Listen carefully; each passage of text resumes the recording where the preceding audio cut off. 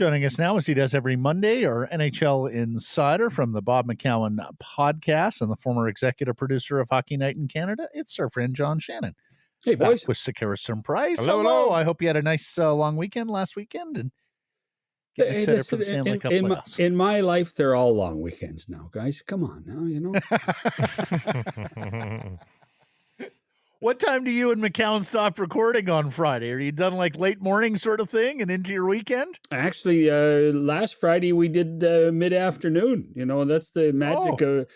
John Morosi wasn't available until 2:00 Eastern time, so we could have played golf in the morning. Is what we could have done. We could have gone to that. What's the name of your course? Northlands. Yeah. There you go. Yeah, we could have gone to Northlands and played 18 before we did the podcast. And next time you were in the Lower Mainland, Mr. Shannon, we are taking you to Northlands, a golf course. And if you happen to be in Oliver, your hometown, well, some pretty good tracks over there as well. Sure, Fairview Mountain, best secret. Oh, our buddy Brian McConnell doing a great job. I'm not sure it's a secret anymore. Although last time I played it, it tasted like I was in the middle of an inferno. It was during that smoky weekend, but you got a tea time. Matt, just remember, everything breaks towards the valley. That's right. I have learned that from our buddy Randy Ewell and some of the members there at Fairview. Now, you got a tea time at Fairview. You're not canceling that. There's a little smoke in the air. It tastes like smoke. Well. No way. Last time we talked to you, good sir, you were doubting whether the head coach of the Vancouver Canucks, Bruce Boudreau, would be back. A couple of weeks have passed. Has your hedge changed as well, John? Not yet. It's simply because I think that there has to be 100% mutual agreement. I think that I think that there has to be an alignment of everybody, Bruce and Patrick and Jim and Francesco. And I'm not suggesting at this point that there is any level of disagreement, but I think that they're being cautious. And I think that the contract allows for Bruce to decide whether he wants to come back, as well as the team deciding they want Bruce back as well. And I think that there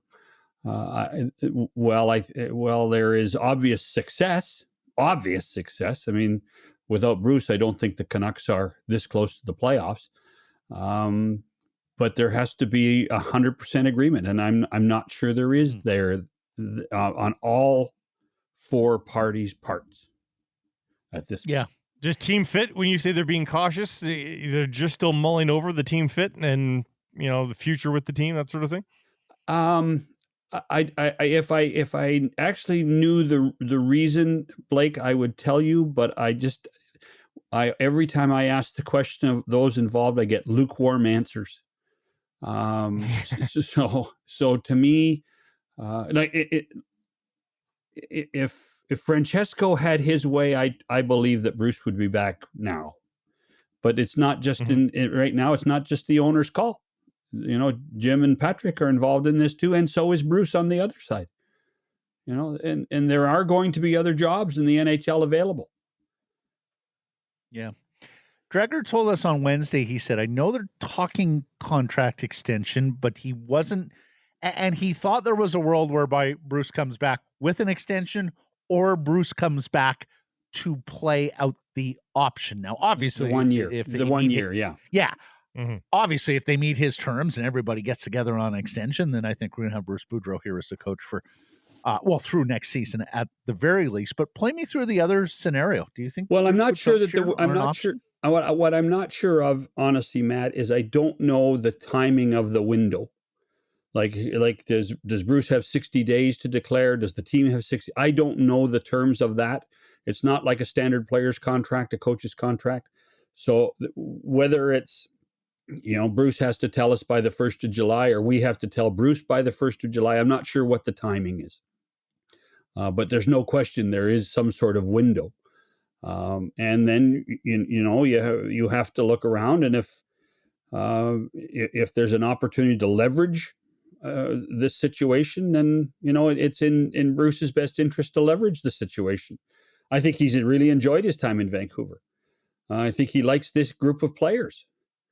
And we all know, and obviously we're all biased. We know what a great hockey market is and how passionate the fans are. So there's a lot of upside in Vancouver, but is there upside somewhere else too? And that becomes the question. Well, and answer me this, John. Boy, do you think Jim Rutherford and Patrick Alvin would have the stomach for moving on from Boudreau? Because they would wear it, and a significant portion of the heart of the fan base would be upset. Do you think they've got the stomach? Do you think they've got the, are they willing to cut short their honeymoon period a little bit by getting their exact coach and moving on this one? Well, let me ask you this question. The end goal of this management group is to win the Stanley Cup. That's the end goal. Jim Rutherford has enough moxie. He has won it 3 times already. If he thinks it's in the best interest of his organization and then the Canucks organization to go in a different direction, he will be able to say, well, guys, listen, I know how to win. I know what to do to win. You have to trust me. That's what being a leader and being a manager is all about. I'm not sure Jim's on Twitter or Instagram, so I don't think he cares. Well, that's it, is you would have to be willing to message and communicate with your fans, and of course during the renewal period for season ticket subscribers, and have them believe that well, the replacement would matter. A shorter path. The replacement would matter for sure as well. I think you get away with these sorts of things quite easily if the guy that you've got up is acclaimed and has the ability to win over the fan base in terms of the confidence, if not the personality, like Bruce Boudreau has. And I don't think they're there yet. I think that the whole concept of having Bruce back is part of the discussion, but it's not just the Canucks' decision, guys. Bruce has a say in this too. Do you think? Do you have any edification for us, John, on scenarios that may be attracting Mr. Boudreau? No, I don't, because that are coming open. Because nobody has suggested any jobs are open yet. So it's premature. What's today? So today's Monday. We may know more next Monday. Really, when the regular season's over and general managers are doing their end of season reviews, what's going to happen? And if you get 3 or 4 managers saying we're going to start looking for a coach now, I think you'll have a better idea. But it's premature, I think, to figure out what those are, because you know as well as I do, guys. Until the season is over, until there are no games to play, managers tend to deflect more than anything else. And everybody has deflected. Everybody's deflecting right now. Well, we'll see. Well, he's our coach for now. Okay, there's the operative words there are for now. And I think that we may know when we get those end of season press conferences starting next Monday and Tuesday, we'll have a better idea. People don't like to hear that a team was going behind a coach or a manager's back to vet other people. And yet you kind of have to have your ducks in a row if you're going to be making a change. Are we too naive to think that the Canucks haven't, had somebody make a call or just felt out another guy's situation to see if they might be interested? Is that only the responsible thing to do for the Canucks right now? If they have, I haven't heard that. So the answer is But would that be weird if it happened right now? No, of course it wouldn't be weird. Yeah. Of course it wouldn't be weird. No. This is a small industry, guys. When you look at the size of other businesses, the sphere of influence in the hockey world is minimal. Everybody's a friend of a friend. Hey, can you phone and ask this guy what's going on? And so there isn't necessarily direct talk, but there's communication. Over the years, even, lowly guys like me have been asked saying, hey, listen, so-and-so, give him a call and see if he'd be interested in somebody else. Okay, I'll do that for you. No problem. But it hasn't gone anywhere, but those things do happen all sorts of times. Moving right along to Peter DeBoer, Robin Lehner. Wow. And the scenario playing out in Vegas right now, Lehner announced via he didn't announce. Reporters had that he's going for season-ending surgery. DeBoer cast doubt on that. Sure enough, he's there as the backup goalie this weekend.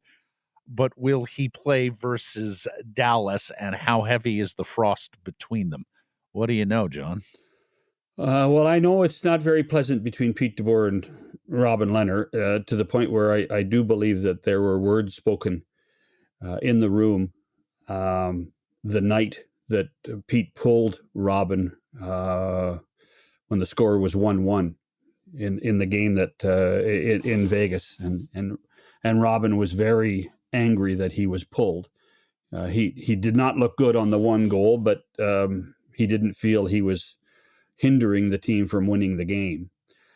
So the fact that Logan Thompson played last night is, I think, an indication that Lehner obviously is not 100%, that he is injured and is going to soldier on. Now, if they're eliminated tomorrow in Dallas, if Dallas wins the game, would it surprise any of us that Robin Lehner gets announced that he's going for surgery on Wednesday morning? It wouldn't surprise me at all.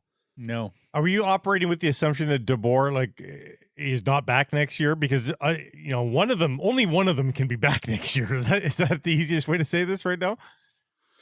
Well, I think you have to look at Vegas as a whole. What is going to happen there if they miss the playoffs? How patient will Bill Foley be in Vegas?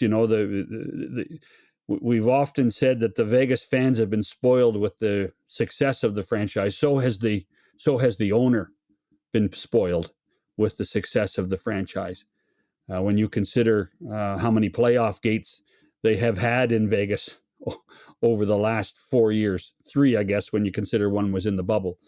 So his expectation of this franchise is pretty darn high. I think you're probably correct, though, Blake, is that if Pete DeBoer is back, then Robin Lehner has to move on, or vice versa. So we'll see what happens. Again, we'll wait for Kelly McCrimmon's press conference next week when he gives a ringing endorsement or doesn't. I assume I do believe next week he'll give a ringing endorsement of Pete DeBoer at this point. But you think so? Really? Wow. Mm-hmm. I do. Wow. I do. But a hollow ringing endorsement or an actual ringing endorsement? Yeah. Well, I mean, at this time of year, there's also a game of poker to be played, right? Sure. And say, listen, we're not changing things, and Pete came to this team from the arch rival. They hated the San Jose Sharks in Vegas, hated them.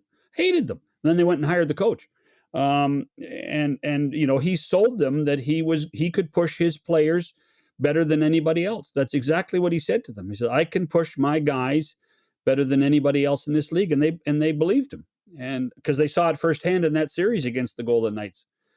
So you have to think that that it has to be worth something, and there has to be a little bit of loyalty between manager and coach. Yeah. So everybody thought the Vegas would be good enough. They just didn't execute. So it's hard to feel bad if they missed the playoffs because they just didn't execute. Right.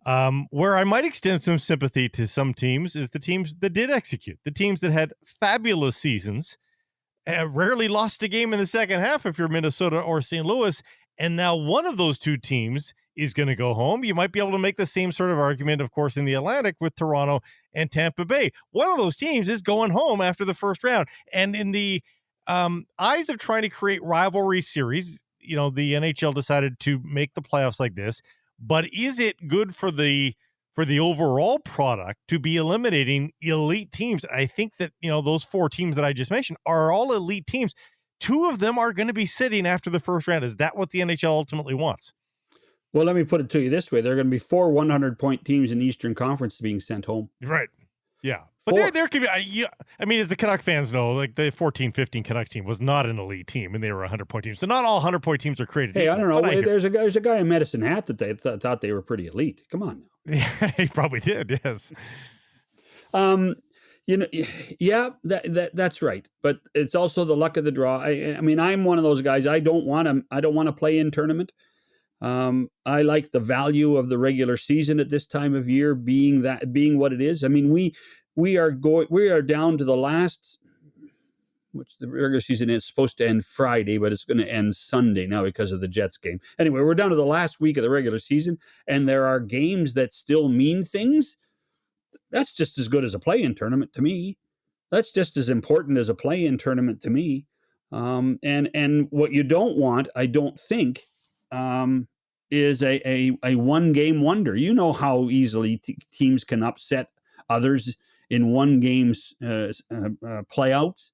I like where 16 of 32 make it, and the value of the regular season and the interest at this time of year is higher, I think, than in many other years. Even in the East, like where all 8 teams are decided, but who's finishing first in the Metro?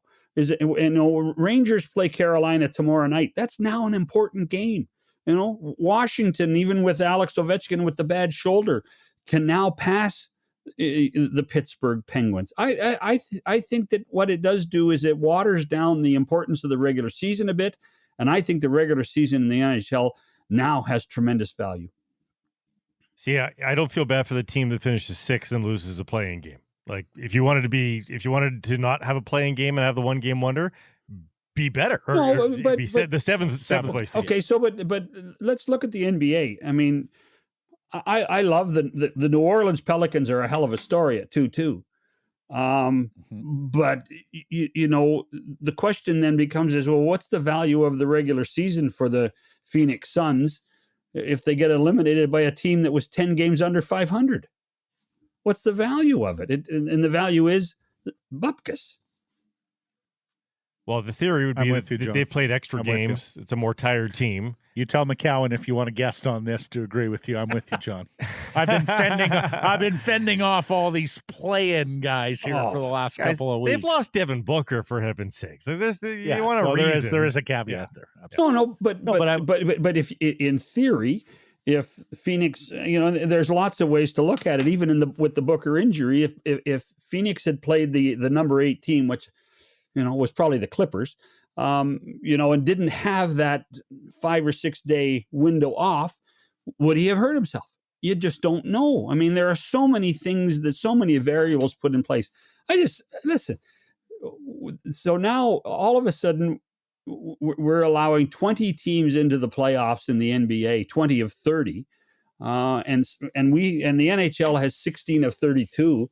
I think that the importance of that last month of the regular season has tripled for the NHL, and I think that that's much more important because we're talking about games almost every night. I mean, there's one game tonight, and it means nothing, Philadelphia, Chicago. But other than that, tomorrow night, heck, there are 5 games that have some meaning, and that to me is just as exciting as a play-in game. Now, John, you say it means nothing, but Philadelphia at 61 points, Chicago at 63. We're talking lottery odds here, baby. All right, who's better, who's best? You should work for the league, Matt. You should. Oh my God, that's the first time anyone has said that to me. I know. I couldn't resist. The other thing, and we had a good debate with Jeff Patterson on this last week, is. And Blake, you and I have said this in the past as well.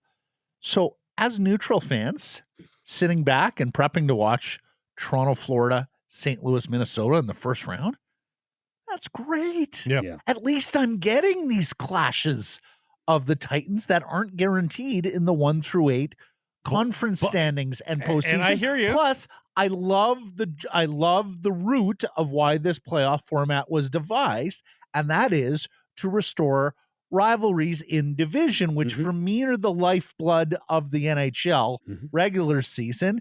And I realize it doesn't always work out. And I realize, and we had a great one here, Vancouver, Chicago, for a number of years, where it can be out of division.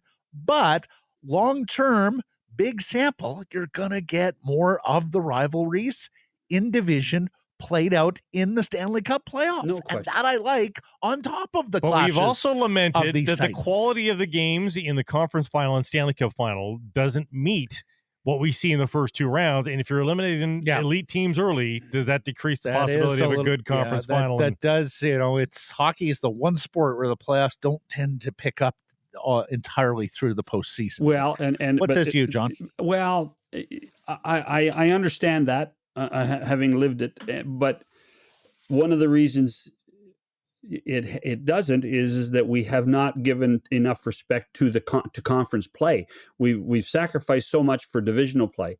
I do believe that we should remain at 16, but I would rather see it 1 to 8 in each side. Therefore, that you have a better chance of getting the 2 best teams in the conference to go to the 3rd round, which would then create a really, really strong, quality of hockey. I mean, right now, if I said to you in the conference final, like on paper, strictly on paper, Colorado-Calgary would be a hell of a series. And they're familiar enough with each other. They played each other in the playoffs 2 years ago. I mean, that would be a hell of a series. On the other side, after having in theory, a Florida-Tampa 2nd round, we might have a Carolina-Tampa or a Carolina-Florida 3rd round, and that would be just phenomenal hockey. I think from that perspective, the 16-team format is working just fine. I would just like to see it shifted a little bit, that we were 1 versus 8 versus, the top 3 of each division and 2 wild cards.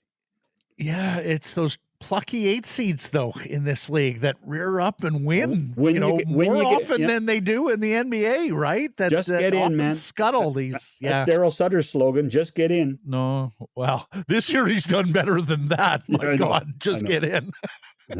He's in by 20 points in his division. Great stuff, John. Thank you for this, my friend. Good catching up, and we'll chat next Monday when we'll know more, I suspect, about the Vancouver Canucks offseason. Cheers, boys.